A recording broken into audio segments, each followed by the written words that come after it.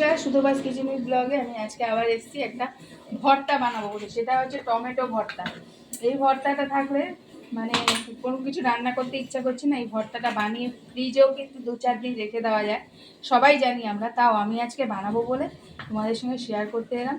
তার জন্য এখানে 4টে টমেটো নিয়ে নিয়েছি, পেঁয়াজ, আদা, রসুন, একটা কাঁচা লঙ্কা নিয়েছি। তোমরা চাইলে শুকনো লঙ্কাও দিতে পারো, আমরা কম ঝাল খাই বলে।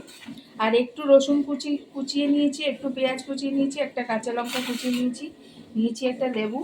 তো আগে আমি টমেটোগুলো কেটে ফিরে আসছি। আমি কিন্তু টমেটোর ভেতরে যে আটি আছে এগুলো আমার খাওয়া বারণ বলে আমি আটিগুলো নেব না, যার ফলে কিছুটা পিউরিও বেরিয়ে যাবে ভেতরের জুসটা।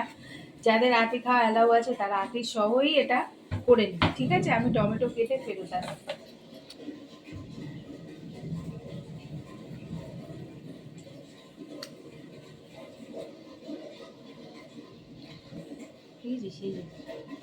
এইবার ওই যে এগুলো ফেলে আমি টমেটোগুলো নিয়ে নেব।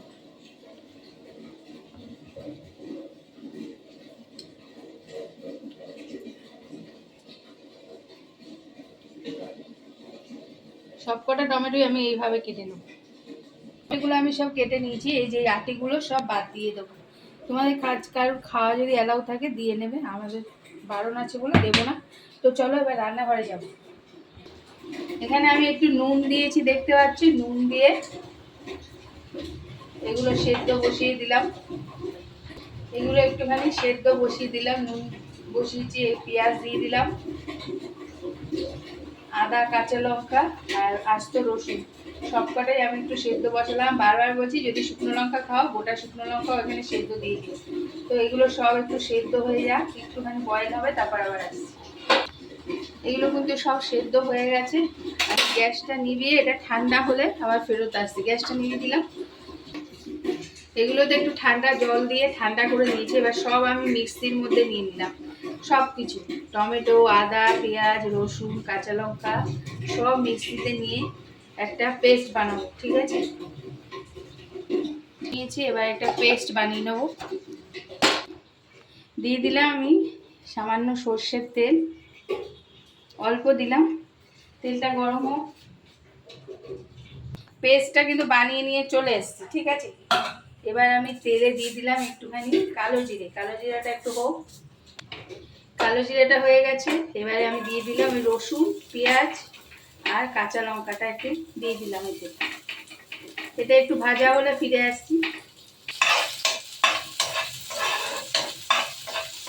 এটা একটু রসুনটা এটা একটু বেশি দেবে। এবার দিয়ে দিলাম এই পেস্টটা।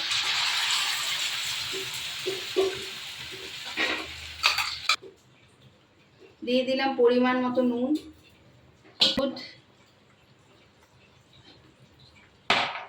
আর একটু টমেটো যেহেতু মিষ্টি তাই জন্য একটুখানি চিনি দিলাম, অল্প একটু।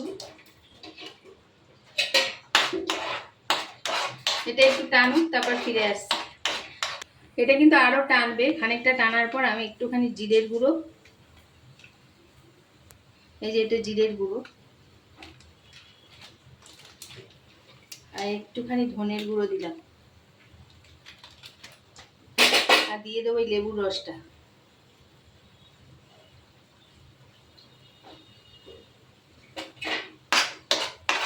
এবার কিন্তু এটা আর একটু টানবে। রান্না করতে ইচ্ছে না করলে এই টমেটো ভর্তা দিয়েই কিন্তু মোটামুটি খেয়ে নেওয়া যায় গরম ভাতে। তো এটা আর একটুখানি টানলে আমি ফেরত আসছি। এটা কিন্তু পুরো রেডি হয়ে গেছে। এবার আমি গ্যাসটা বন্ধ করে দিলাম। এটা সার্ভ করে দেখিয়ে দিচ্ছি।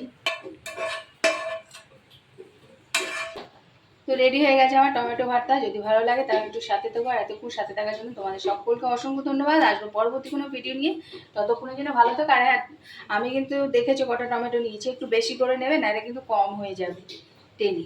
তো আজ আসি।